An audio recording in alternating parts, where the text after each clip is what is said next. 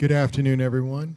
Welcome to the first afternoon session at Intentionally Digital, Intentionally Black, the 2018 AdHum Conference. This is going to be an amazing panel. I'm very excited for it, and I'm glad that you are here. Today's panel, this panel is Decolonizing Colonial Documents, Translating a Colony in Crisis into Kreyòl.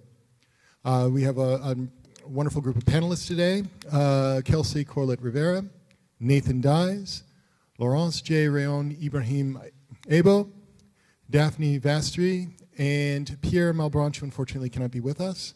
Laurence and Daphney are with us via Skype, and so their faces are very, very small right now, but you'll get to see them in a second, at least get to see their faces. And so with that, I turn it over to Kelsey.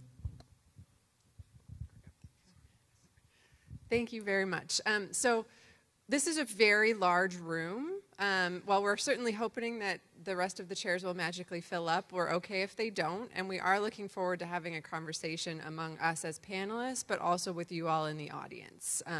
So we do anticipate having plenty of time at the end. So I'm going to go ahead and just give you a little bit more information about our panelists today. So first, we are joined virtually by Daphney Vastey, and she is a graduate student at Montclair State University. She's pursuing an MA in French Studies.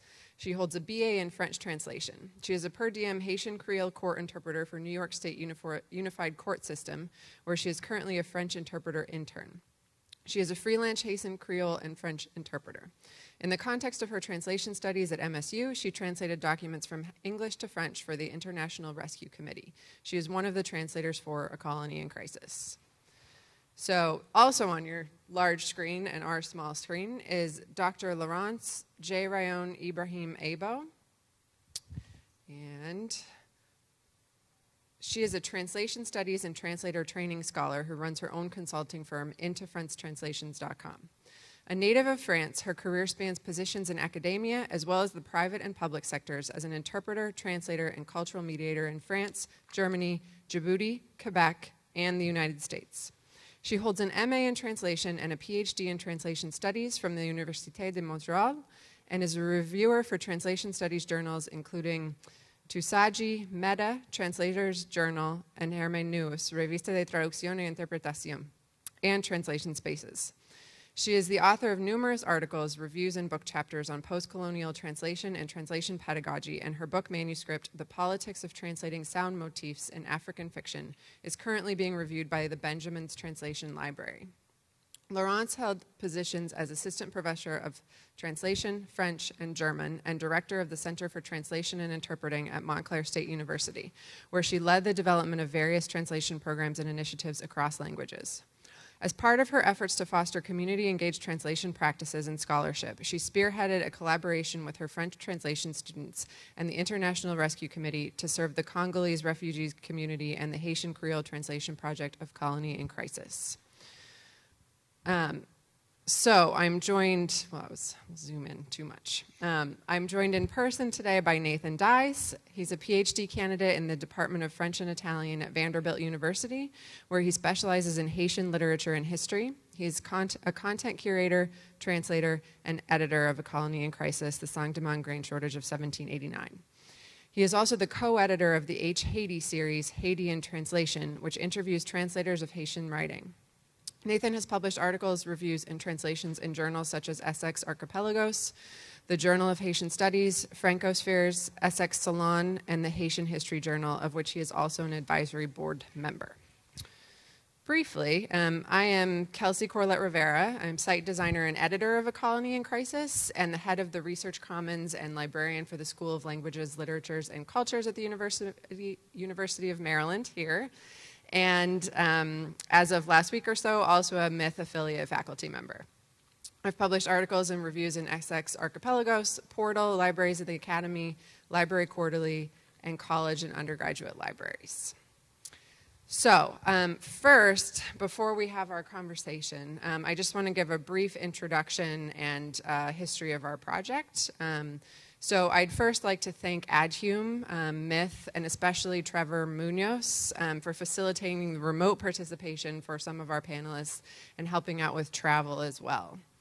So as you probably could tell by my reading of bios, our project team is not a traditional scholarly research project team.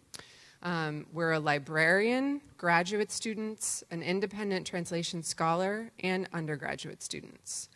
We are also navigating a scenario in which the most privileged, and not surprisingly, whitest members of our team are at the furthest cultural remove from Haiti and Haitian Kreyòl.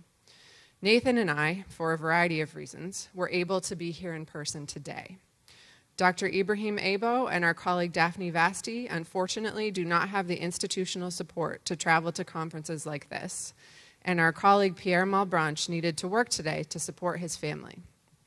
Through our work on translating Colony in Crisis into Kreyòl, it has become apparent that traditional project team makeup and project workflows must be adjusted to best support the inclusion of, in our case, the Haitian community. While this in no way means a reduction in rigor or scope, it does mean recognizing the material restrictions of the Haitian community in the United States. For example, both Daphney and Pierre are non-traditional age students with families, limiting their ability to contribute in kind in the way that is possible for Nathan and myself. While it's reasonable for Nathan and I to contribute to our profession in this way, contributing to their community without compensation is not a reasonable demand to make upon Daphney and Pierre. It is not their burden to translate Haiti for Haitians, just as it is unacceptable to expect any other minority community to perform labor as an in-kind service to an academic discipline, to researchers, to institutions, or even their community. When Dr. Ibrahim Aibo approached us with the idea of translating A Colony in Crisis into Kreyòl, we had to determine the best way to accomplish that. At first, that took the form of course credit, and later, thanks to the hard work of Dr. Ibrahim Aibo, payment for translation and intellectual labor through a $5,000 grant from the New Jersey Council for the Humanities. Which brings us to today's presentation. So, I'd like to just give you a brief overview of the Colony in Crisis project with a short demo of how the website works. So it actually, I feel like we're going full circle here. The project first started back in 2012 with an RHU Drift seed grant, which we used to begin digitizing and cataloging the UMD French pamphlet collection. That was also done with support from the Myth Digital Humanities Incubator. It was the first round of incubator that took place back in 2011-2012. And the goal of that initial digitizing and cataloging project was to improve access to our Francophone special collections and also to facilitate use by undergraduates. So Nathan actually worked on that effort as an undergraduate himself. So once we had digitized these pamphlets, I think we magically expected that the entire world would want to use them in their classes. Alas, that was not the case. So despite that digital availability, the pamphlets did not see an increased use. They needed to be processed and curated in some way to be able to be used in classes for pedagogical use. Thus began A Colony in Crisis. So Nathan and another of our co-authors, Abby Broughton, completed the first round of translations with funding from RHU, the UMD Department of French and Italian, and the UMD libraries. Jennifer Giuliano, formerly of Myth, supported the initial project development process, as did HILT training courses. I was fortunate to be able to attend 2 of the HILT training courses. We recruited historians and literary scholars of Haiti and colonial France to serve on the advisory board and peer review our translations and historical context before it was posted online. So A Colony in Crisis, the website I'm just about to show you, this is a lot of buildup. I hope it lives up to what I've been saying. It went live in September 2014. As of this morning, and I'm secretly hoping this has jumped since then, the site has reached 34,936 views from 10,996 visitors. So while the majority of these views have originated in the US, views from Haiti rank at number 6 out of a total of 122 different countries that have visited our site. So, without further ado, so what you're seeing on the screen here in the room is A Colony in Crisis. So this is our homepage where we, of course, acknowledge our funders from over the years back to 2012. We have tried very, very hard to recognize the contributions of the specific people who are included in our project. So that includes our authors page, and this has been the case for all of our collaborators, including graduate students, staff members at the libraries who have helped with the project, and of course our Haitian Kreyòl team. We've also, as I mentioned, have really a star-strewn board of advisors for each of these projects. So we were very, very fortunate to have some of the major names in Caribbean and Haitian studies serving on our board of advisors and reviewing all of the content before we posted it online.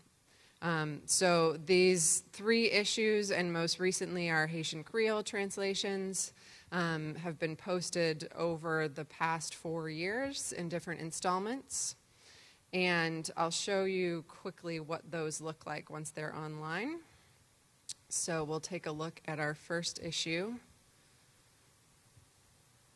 In our first translation there, we have introductions. We also, you know, being a librarian on the team, we do have linked topics so that you can get to other related pamphlets.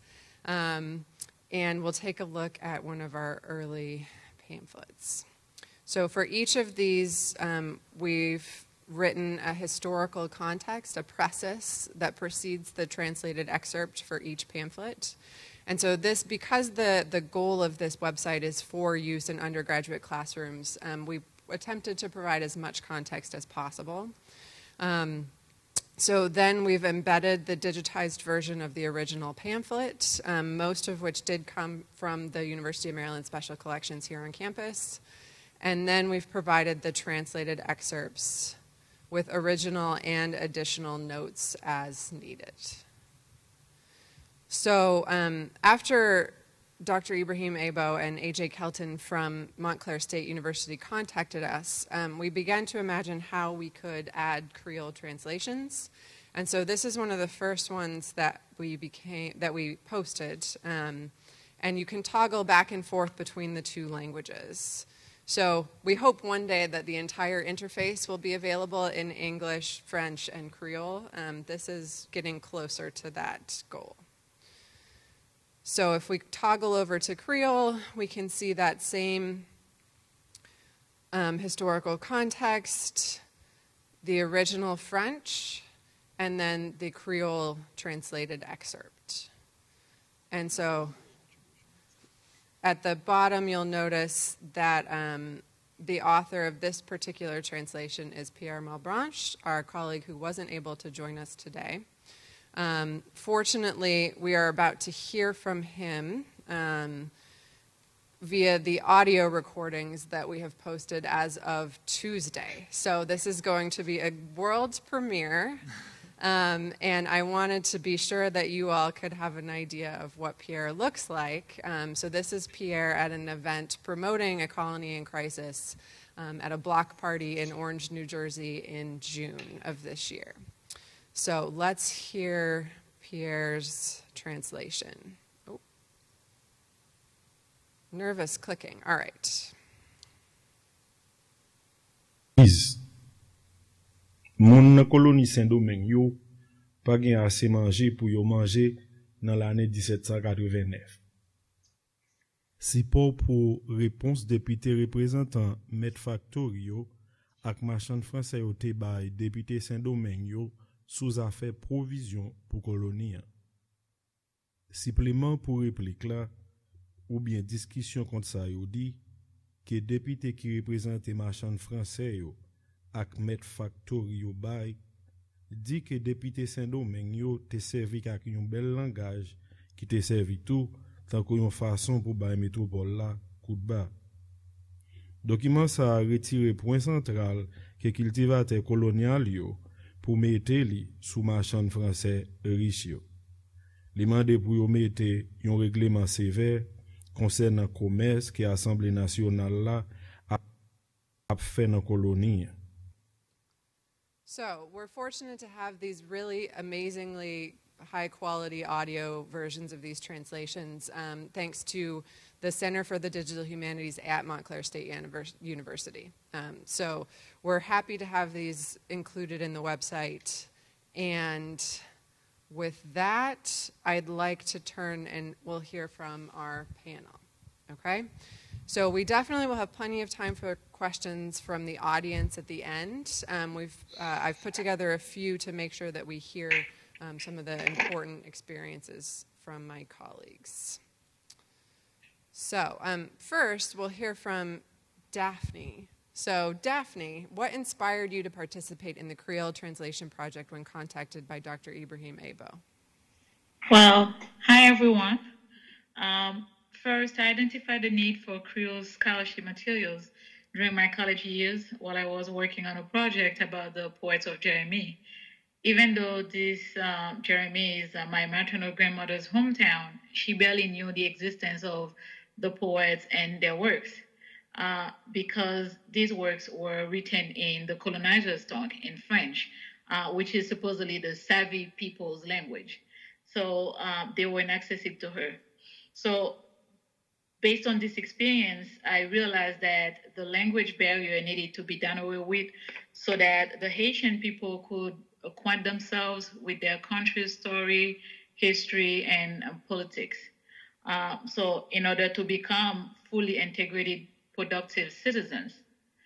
Unfortunately, though, the precarity of my family's finances and the non-existence of school funds dedicated to such projects forced me to put this idea in the back burner. So once Dr. Jay-Rayon approached me in 2016 or 2016, she only said Haitian Creole history, and the answer was yes. So yeah, and this way I became a part of the Colonial Crisis translation team.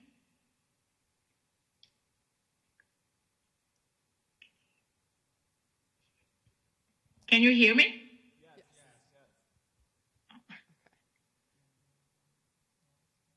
Sure. Okay, so Dr. Aibo, how did you become interested in Haiti and Creole? Well, it's a bit of a convoluted story. My primary area of research is focusing on how African literatures published in English and French are informed by native oral literary practices and aesthetic codes. And I've been always struck by the fact that the translation studies communities is always blissfully ignoring the wealth of historical scholarship in Africa in terms of translation and interpreting, and also the difficulty of this community to recognize this other literatures, other aesthetic codes, that there's a discomfort in acknowledging them. So when I first came across the Colonial Crisis project, I immediately thought of the many Haitian students in my translation classes and what it could represent to them. And also for the Haitian and Creole community in our location, the Greater New York area, New Jersey, the Haitian diaspora in general, and Haiti. And I also told myself that we would need to cater for the wide spectrum of literacies and include recordings of the translations. Some communities have an extraordinary oral culture, something we have sometimes difficulty here in the West to understand and recognize. I personally am more acquainted with the Somali oral culture. And interestingly, that community embraced the digital turn from the very beginning.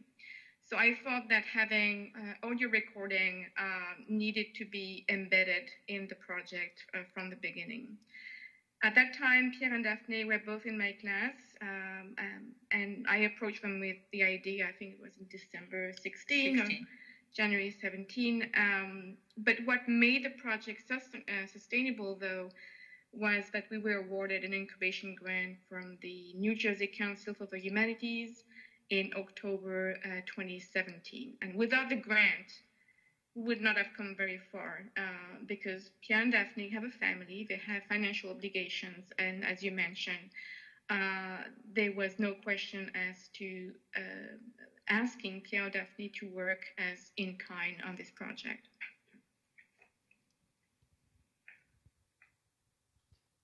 Nathan, can you tell us a little bit about how you got interested in Haiti? Absolutely. So my interest in Haiti, I'm from Baltimore. That always, like my past is always coming back there. But my first French teacher was Martinican. She's Martinican. And she always talked about the Caribbean. She always talked about Toussaint Louverture and the Haitian Revolution. And so that was, as a sophomore in high school, very present on my mind. And then when I came here as an undergrad, I had the opportunity to take classes in the French department, in the English department, in history, where I was able to really sort of like continue that curiosity and think that through. And as I then learned French fully and started learning Haitian Kreyòl, there's something to just the culture and the history that it's embedded in Haitian oral culture. Haitian Kreyòl has a memory. It has a memory in its idiomatic expressions that date back 200 years. And so when I started working in the special collections, cataloging documents, seeing that materiality appear in language was very striking for me. And Kelsey talked about where the project was born. I was the one crunching the spreadsheet where I was describing the documents. I had no archival training before that, and just holding the history in my hands was a very visceral experience. And so when we started the project, I came to her and said, there's something here. Let's figure out what it is and find a narrative and tell a story. Thank you. So Daphney, I'm wondering if you could tell us a little bit about how you approached translating from both English and French into Kreyòl.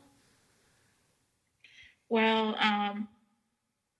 to start, since most of the documents the documents are written in archaic French, many of the words are either spelled differently or have taken on different meanings or both over the years. Therefore, I had to read the documents several times and research the ambiguous terms, mainly by reading French documents written in the same era. In addition, Dr. Jay-Rayon, Pierre, and myself, we sat together periodically to review the French documents before we even start translating them. I also had to read more materials in Haitian Kreyòl than ever before because of the official standard of written Kreyòl is very recent and not publicized. So not very publicized. So as for the English translations, I only consulted them at least after producing my first draft into Haitian Kreyòl because Dr. Jay-Rayon here next to me always reinforced the fact that we have to start translating from the source material. But I would compare my translation with the English version to see, to make sure that they were coherent. And that really made the process easier, and it made my translation authentic. Yeah, and obviously when we originally did the translations, there are differences then in the experience of translation, right? So Daphney is translating my English. She's translating my prose, and so when they were doing this, there was this ability to further articulate what I meant, whereas the documents with the dead Frenchmen who were writing them, you can't ask them what they meant. You have to sort of figure it out and go about it by looking at ephemera and reading a lot. I think with when dealing with and supporting that work, one of my roles was sort of as a mentor or providing guidance for Daphney and Pierre in direct and indirect ways. So like when we found people to peer review the Haitian Creole translations and give them feedback, I wanted to make sure that those people were people who gave good feedback and had pedagogically sound methods dealing with translation and dealing with Creole. And then on the back end, when they turned the translations into me for final proofreading for the website, even still there's a sort of wedding of the different orthographies in Creole. So Creole became an official language of Haiti with the fall of the Duvalier dictatorship in 1986. And it had been written since the beginning of the Haitian Republic, since the beginning of Haitian independence. And the orthography had been sort of loosely based off of a phonetics that Haitians worked with, but being included in French sources. So now that there is a standardized Haitian Creole, which I have learned as a second language learner, I can then build a style for the website that works with and includes the multiplicity of voices of our translators who are working from different trainings and different knowledges of their native language. And so, Laurence, how did you see your role in terms of guiding Daphney and Pierre through this process? Well, there were two things I think. I saw my role, first of all, the most important role was to provide the structure and financial means for Pierre and Daphney to work on this project. And the second part was offering guidance as to interpreting the source documents written in 18th century French. Both Daphney and Pierre took a number of translation classes, both theory and practice, cultural challenges in translation, and they are expert in their own language and culture. So I didn't see my role because I have no knowledge of Haitian Creole. However, I saw my role as maybe offering guidance as to interpret the source text. So maybe in that second part of my second role, I was there more to provide a space to discuss with them the challenges that they encountered during the translation process and encourage peer review. So Daphney would send her draft to Pierre and vice versa, and then discussing the outstanding issues. And you know, more and more translator education leads towards a focus on the process, so language neutral classes, and less on the product itself, meaning that we trust the people at long last with their own language. And also we were fortunate to have expert reviewers and Nathan, of course, and that is the beauty of working with a team of experts in different fields with expertise in different fields.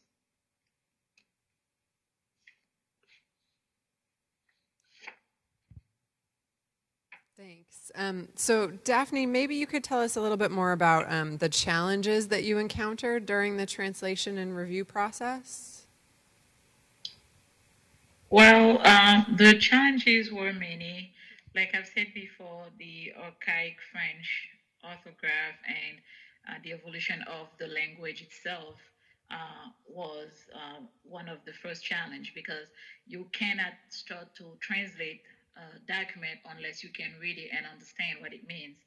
And also the convoluted rhetoric that was in these documents that were written by the colonizer. For example, we had sentences such as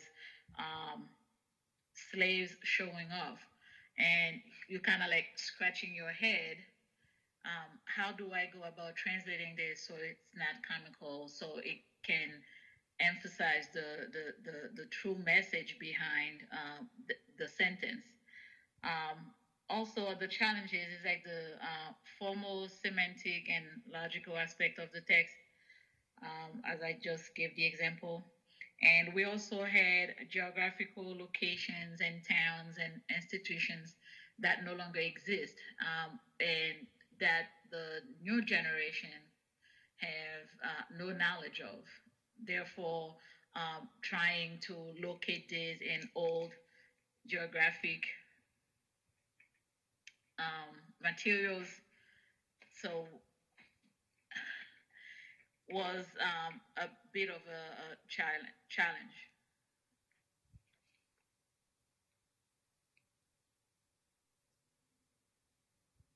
Laurence, would you have anything to add there as you supported the students through the process? Well, just to second what Daphney just said, it was about finding strategies. For example, when the name of a specific geography had been replaced by another, what strategies could we, or could Daphney and Pierre use? Just keep the original name of a geography and then add a footnote so that the Haitian community could relate to the today's modern geography or locations. So it was their decision, but we talked about the different strategies that were offered. And I remember at some point you asked about dictionaries. We were sharing a bunch of reading material. Where did you start source reading in order to start the project? And so I think we shared those notes with you as well. And one of the things that I've experienced, at least in my linguistic development in Kreyòl, is that the premier Kreyòl to English dictionary published by the Indiana Kreyòl Institute has colonial language in it. It uses VOO-DOO instead of Vodou. So there's even in the most officially recognized sources some thinking, traces of colonialism that have not been undone for Haitians and the Haitian community trying to go back and do this work in order to process the past, in order to process a whole colonial archive that until the work is done is in the colonizer's tongue.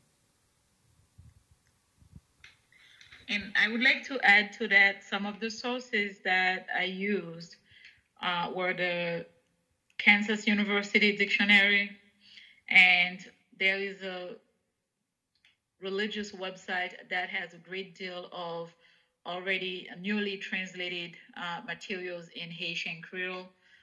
So I referred to that. And also there is a digital library of the Caribbean website. I was able to go there and read several of their materials that were written in that same era, and newly written Creole materials as well, so that I could have a better idea of how the language have evolved since I've learned to write it partially in school at a younger age. Thank you. So we've been speaking a lot about the written translations and that process. But now that you all have heard the audio, and Laurence, you mentioned this at the beginning as well, the importance of providing audio versions of these translations. So I'm wondering if you could speak a little bit to your reasons for wanting the audio versions, and then Daphney, perhaps you can talk about the experience of recording them. Yes, so as I mentioned briefly at the beginning, part of my in-laws are from, my in-laws are from East Africa, and I lived there for a while, and my mother-in-law, for example, doesn't read or write, but she has a wealth of oral culture, and I was thinking of her when I started on this project, and I immediately thought that we would need something recorded so that, the members of the Haitian community who are not comfortable reading and in Creole would enjoy listening to the recordings. That was something very important, I thought. And I ran the idea with Daphney and Pierre, and they were very enthusiastic. So we just embedded it in the project, so to say, at the very beginning. Yeah, I was also excited. I was mainly excited that we would have the recordings because I grew up in the same household with my grandma, and she is a very intelligent and intuitive woman. However, the language barrier makes it build a barrier between the different generations in the same household. While we were going to school, reading in French, learning in French, she had no knowledge of French language, and she's illiterate. So knowing that this project would have made this historical portions of this portion of Haiti history available to people like my grandmother, who are advanced in age, who somehow over the years have no idea of what's going on other than what their neighbor tells them or what they can pick up from the newscasters on TV, made it to me a very appealing idea. So once Dr. Jay-Rayon told me that we were going to have oral versions, I was very excited. For I knew, unfortunately, we are plagued by illiteracy in Haiti, and I felt like it's about time that we as a people can learn about our background, our history, and hopefully I think that's gonna push us in the right direction, because knowing where you come from and what happened in your past, I feel like it's a great force to push us forward to make the necessary changes that we so desperately need. And just a word on oral sources and archiving and history. We're going to obviously continue our project in the capacity that we can, but definitely check out the Radio Haiti project at Duke University, the Radio Haiti Archive, because they have thousands of hours of Haitian Creole language recordings. I've made it like my mission to like plug them at every single conference that I go to, because the work they're doing is amazing. The engagement that they have with Haitian students, Haitian heritage students at Duke, involving them in the project is extraordinary, and all of the metadata and work that goes into it is trilingual, English, French, and Creole. If I may say thank you, Nathan, for doing that, because I grew up listening to Radio Haiti as a child every 4 p.m. every day. That's how my grandma and my mom, that were one of the Haitian radio stations that had the news in Creole for the people. So thank you for promoting them and let other people know about them, because yes, I've been to that website. They are doing a wonderful job. I had a cousin myself that worked on for that station. He passed, unfortunately, but I thank you for doing that.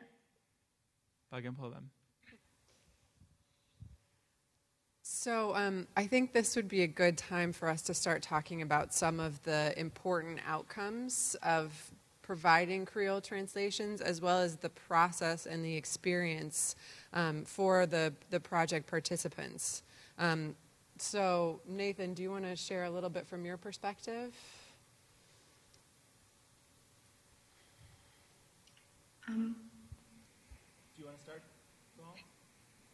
We were not able to hear you because the connection was bad for a minute. Could you please repeat, Kelsey? Sorry. Well, I'm fairly impressed that this was our first technological hiccup, and we're practically 45 minutes in, and it was a small one. So I was just saying that we could think about some of the important project outcomes, both for the the availability of these Creole translations on the internet, and then also what we have gained from it as project participants.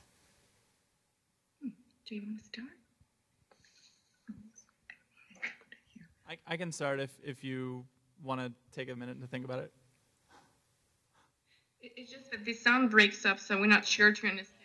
So how about I start and yeah. So like the edge, like. So for instance, one of the things that I wanted to get out of this collaboration, we were actually just cold emailed out of the blue by Laurence and AJ, and I immediately said that this is where the project should go, that Haitian students should be the ones doing this work, that they should be compensated in some way, and that the work comes full circle, right? That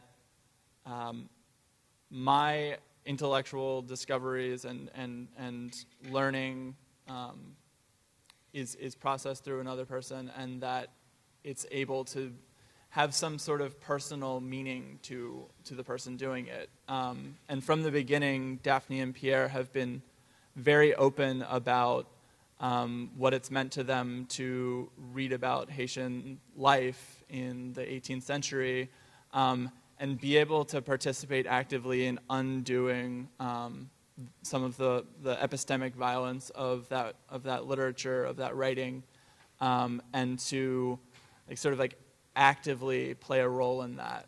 I know Pierre was telling me that when he went back to his neighborhood in Carrefour-Fay, that he was telling people about the website, and he was telling people what was happening in these documents from the 18th century as though it was yesterday's headlines, which is, I think, exactly the way that we want these stories to circulate, is if they are news, then share them. Yes. Nathan.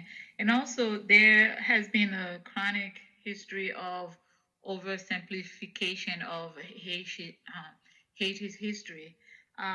So as you mentioned, being able to participate in setting the record straight in that sense is truly gratifying for us, for me personally.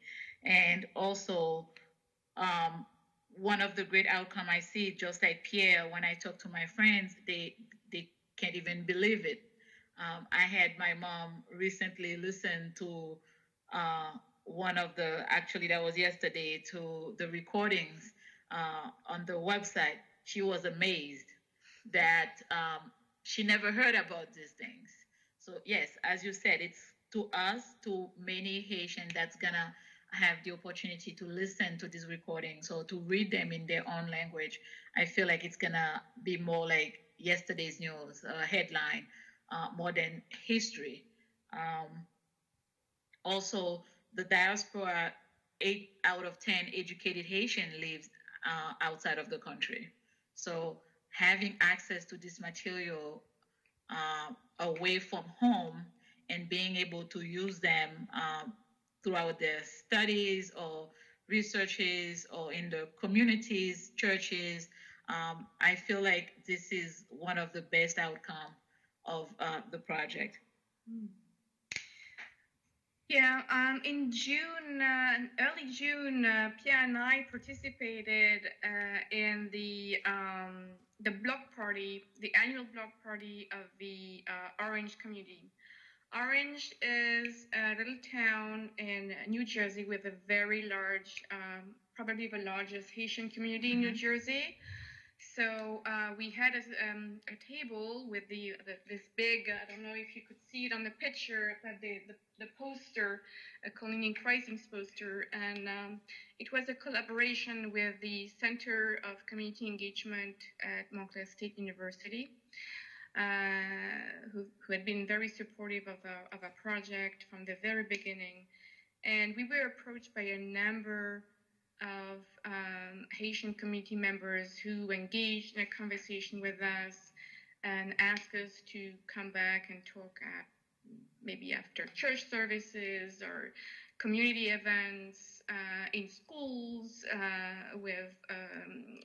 there's a lot of French teachers from the Haitian community, so teach or talk about the existence of those materials in the classroom. So In an ideal world, an ideal life, we would continue doing so, but you know, sometimes life is bumpy, and the circumstances have changed for myself.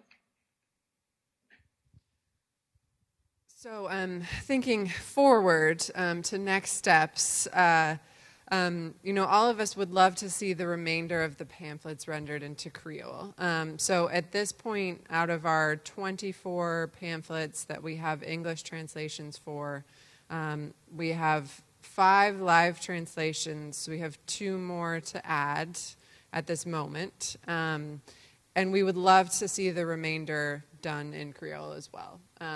So Nathan will be on the job market here shortly. If anybody, you know, has any French studies positions available, that's my personal announcement for the day. And hopefully all of us end up in positions where we can muster up the financial resources necessary to continue this translation project going forward. So I think with that, I just want to say thanks so much to Laurence and Daphney for doing this remotely. And we'd love to hear some questions from the audience.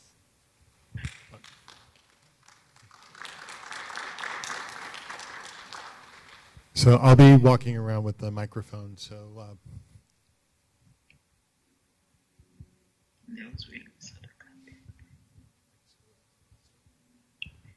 I have a quick question, and it's an easy one, I think. Can you speak more about the title of the project, Colony in Crisis? Like, what was the origin of that? Yeah. So I can take that one. A colony in crisis. After the colon is the important part in terms of that, because it was this ploy that the colonial government came up with, the colonial government in Saint-Domingue, which was under control of the French monarch, yet they decided that they didn't like the taxation system, and they wanted to trade in the Caribbean and with the United States without paying taxes to the French monarch.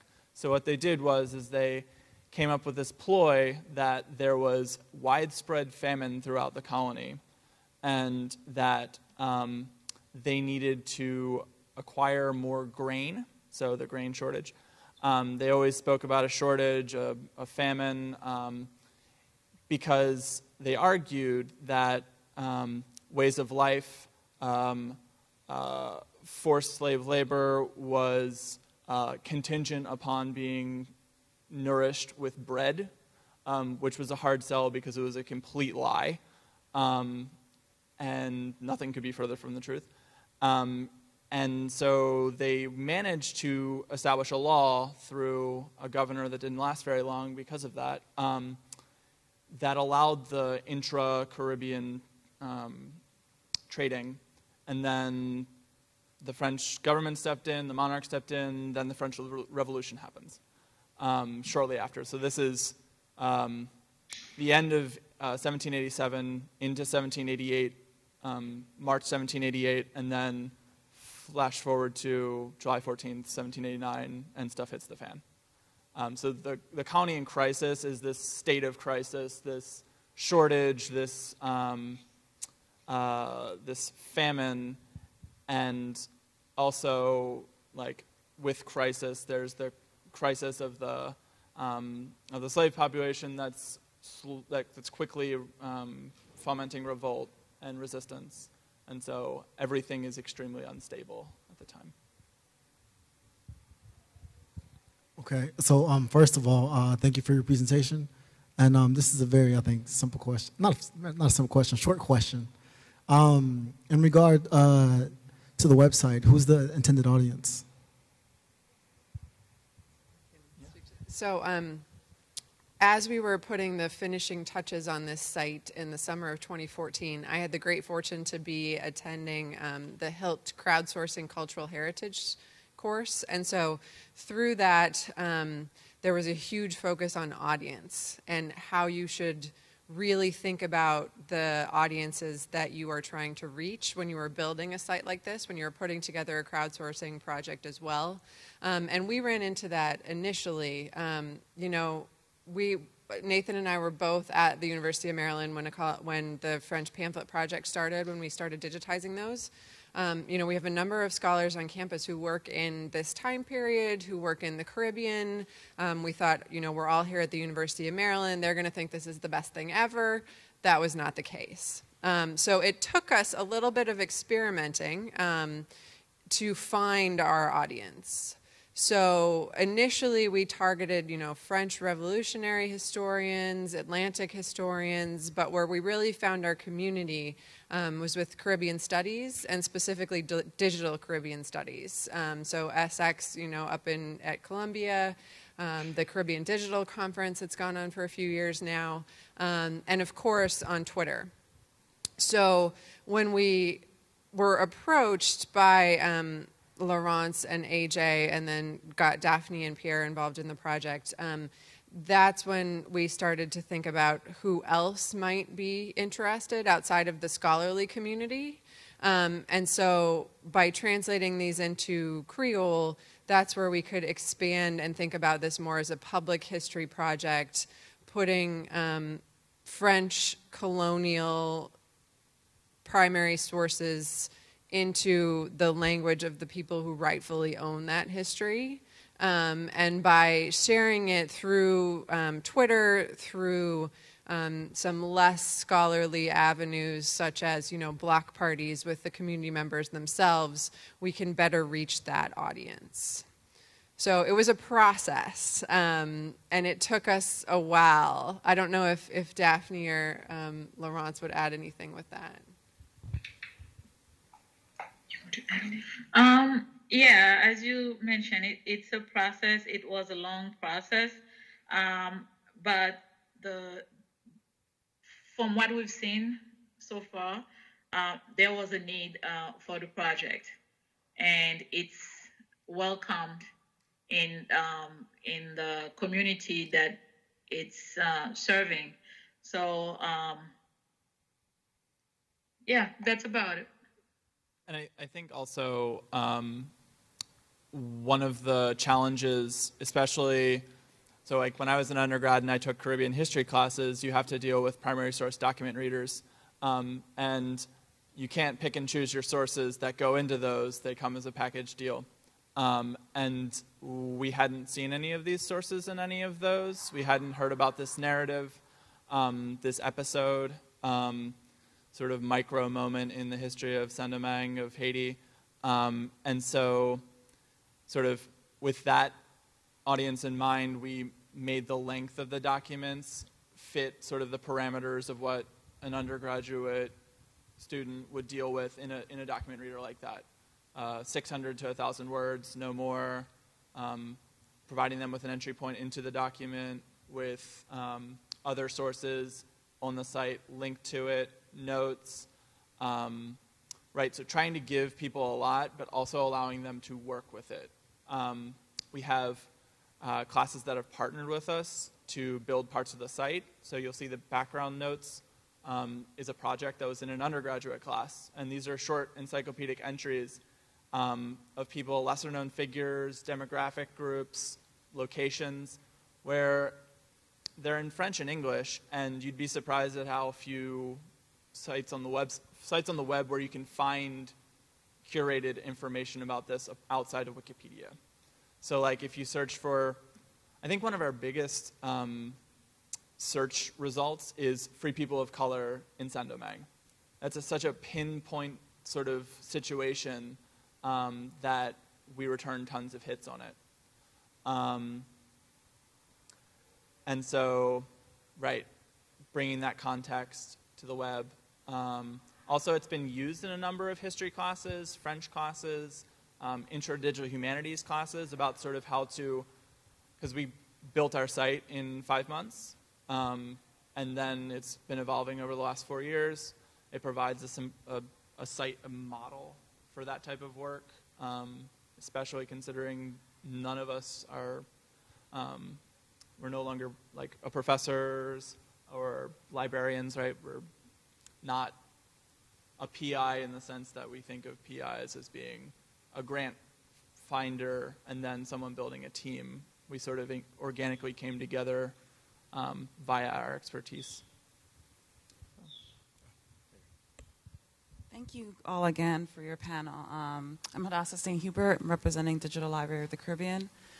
So I worked with Paige Morgan, who's like the digital humanities librarian and scholarship over at University of Miami. And one of the projects that she had me working on was these early digital humanities sites called legacy sites. So I have the question of, where is this site going to live after you're all kind of done with this? Where will this information be accessible beyond, like, you know, beyond your involvement with the project? Is it essential that you all be involved, or is it that you're preparing in a way to kind of pass it off to someone else? Like, what is your sunset plan, I believe she uses? Absolutely. So this is a case where while we are not, you know, on a big grant, we're not, you know, tenure track faculty members, we're fortunate to be at a large institution like the University of Maryland.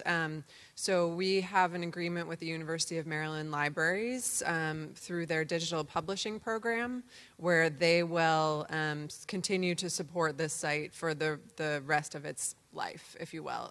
I believe the document may say in perpetuity. I don't know if anybody will be around to do so. But we do have that as a backup. You know, I was chatting with somebody about this earlier, but this is a WordPress site, right? It's one step above the free version. You know, I can't remember how many dollars we spend a year, but it's not very many. Like $60 a year or something like that to get a slight upgrade, to have our own URL, for example, but it's very light. I took one web design class in grad school and I built the site. You know, I had a lot of input. We did guerrilla usability testing. Folks tried it out. We made a number of changes based on that. But that also means that it is accessible in a way that an Omeka project would not be, for example. So you can look at it on a phone.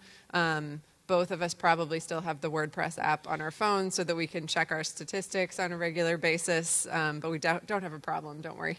But it works easily and well, and it's hosted by WordPress. It should continue to be okay for the foreseeable future.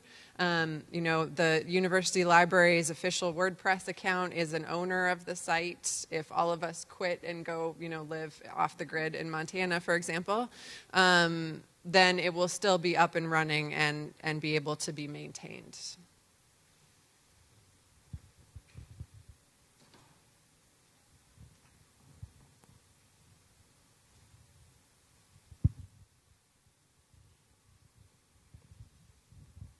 Hello, my name is Carmen Crusoe. I'm an undergraduate student at Howard University. I'm a Mellon Mays Fellow. And it's a question specifically for you, Nathan. I've taken French all throughout high school. I have family that speaks French. Reading and writing's okay. Speaking is the most difficult. So I want to ask you, throughout your studies, when did you get to a point where you felt like, okay, I really have a grasp of this French language, and then also enough cultural literacy in different French cultures where you felt like you could do translation work? And then just some tips for students who really want to have like a twofold, know the language and then also know the different cultures that speak that language. So, not to get too personal, but the night before I started my master's degree here at Maryland, sort of dealing with this, do I have it or not? I woke up at 4 in the morning and stress baked 60 cookies. No, I think, so there are many answers to that question, and when I was thinking about whether I was able to continue my studies, and whether I had it to do graduate study or to do translation, one of the first things that I was told by my department chair was, don't do translation, leave Kreyòl alone, And at first I was mad because I thought she meant those aren't important, but I think what she meant, hopefully, was focus on one thing at one time. It's a long narrative. I've wanted to learn Kreyòl for about a decade now, and I've just in the last 2 years been able to do that. I've been around French since I was in 9th grade. So, like we didn't have foreign language at middle school. So it takes a long time. Immersion, spending hours with work in the language helps. And translation does help because you really get in there and you're playing with words. You're seeing the world through another lens, and you're trying to render what's on that page onto a new page that's comprehensible for somebody else. And so that's been a big part of my journey. And now as a translator, just like saying I'm a translator is a big thing for me because it means for me that I've reached a certain point where I'm comfortable with myself as a French speaker, as a Kreyòl speaker, and I can have fun with it. Like I can translate novels, I can translate poetry, for better or for worse. So stick with it. It takes a long time. So I'll touch on that. So I'm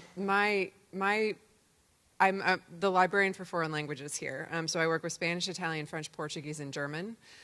My strongest language by far is Spanish. I lived abroad in Chile, and I married someone from El Salvador. So my mother-in-law is at my house right now. She doesn't speak English. I am forced to communicate with her in Spanish so that she knows how to say, take care of my children for the day. So that level of immersion and demand on you to have to communicate in the foreign language to get stuff done, I think is what really made the switch for me as far as being able to speak especially. So in the context of a colony in crisis, I mean, French is very passive for me. I have never officially taken a French class. I can understand it fairly well spoken. I can understand written French fairly well, unless, of course, it's archaic and the S's look like F's, etc. But I had a lot of anxiety about stepping out and speaking about this project as someone who doesn't know how to pronounce the French words that are in the text. So I have the background in languages, and I understand, you know, the realities of Central America and the Caribbean, so I feel okay on that front. But it took a long time for me to say, oh yes, you know, I'm the librarian for this project. I work with the French source materials. You know, I helped us select them. And that was, it took time, for sure. Yeah, Daphney and Laurence, do you have anything to add there since you're both lifetime language learners and teachers? Go. I will conclude. Okay. Yeah, just as Nathan and Kelsey mentioned, I think in terms of learning another language, it takes a lot of time, and it's a process that cannot be rushed. So take your time, and you have to put the hours too. Hard work is a substitute for everything in my mind. So, so if you're willing to put the hours, and also we have plenty of free websites available now where you can listen to songs, you can do exercises, or you can always marry a Frenchman too. So.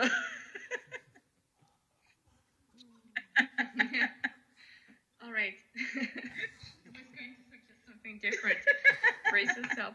So of course, hard work is one thing. If you have the opportunity to do an immersion, an exchange program, this will change your life. My first exchange program with Germany was when I was 13.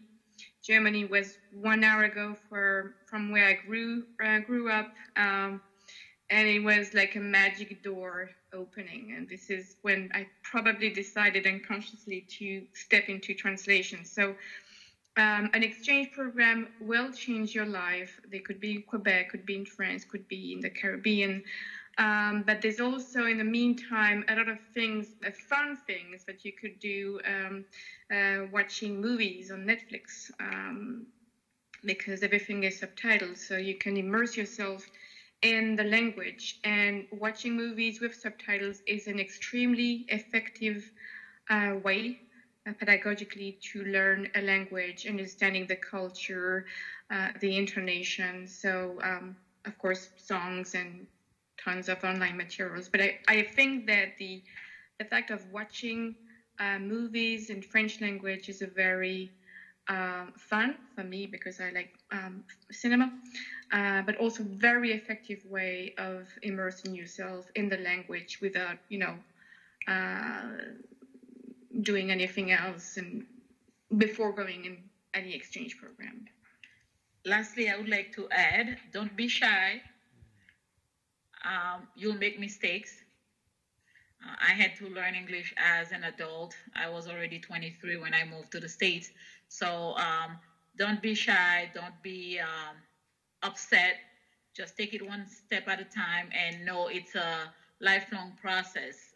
You'll never get to a point where you say, well, I know French, I know everything about French, I know the whole dictionary and everything. So it's a lifelong commitment if this is your goal. So just get to it, but at your own pace, and you will get there.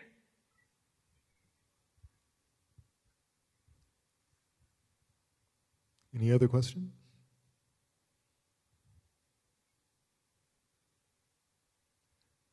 I guess I could jump in with one. What struck me, just in hearing the quality of the, not just the quality of the audio, but also that is a bass-heavy voice, which is very good for radio. And so I'm wondering if there are thoughts about any ongoing involvement with this project in Creole language radio. I just am very excited about the prospect of people treating this like it's yesterday's news, because it is bringing things to people which have basically been hidden from them, in an archaic form of the colonizer's language. That's a great question in terms of, and it also kind of addresses the sunset plan in interesting ways. So within the scope of this project, I think my ideal end to it would be that the entire site be in Creole and that all of the translations be recorded in Haitian Creole, resources permitting.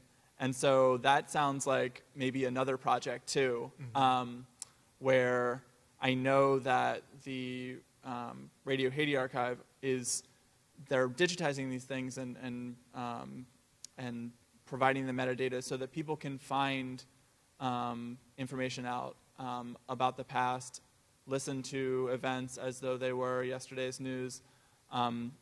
Sort of anecdote, my father's French teacher in high school was a Haitian man, is a Haitian man, he's still alive.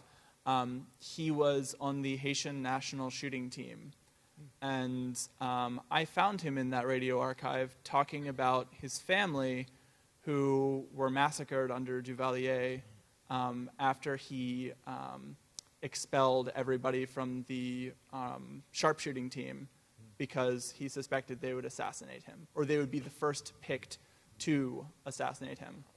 And so I can imagine a project where there would be a culling through of those radiophonic archives to pinpoint people more precisely, so that people can help find their family members who have lived under dictatorship and been sort of lost in the archive and lost in that violence.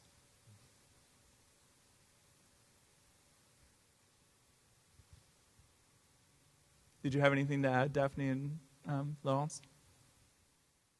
No? Okay. So did you all want to say anything to wrap up? because I think we have a little bit more time. So. Did you have any last things that you wanted to say, Laurence and Daphney, in terms of addressing it? Talking just before our session, we were talking, Daphney and I was toying with the idea of, reaching out to the New Jersey Council of the Humanities and show what I think is great work that has been done under this incubation grant with limited means, and maybe try to find additional funding to continue the project with changed circumstances. So this is something I want to try.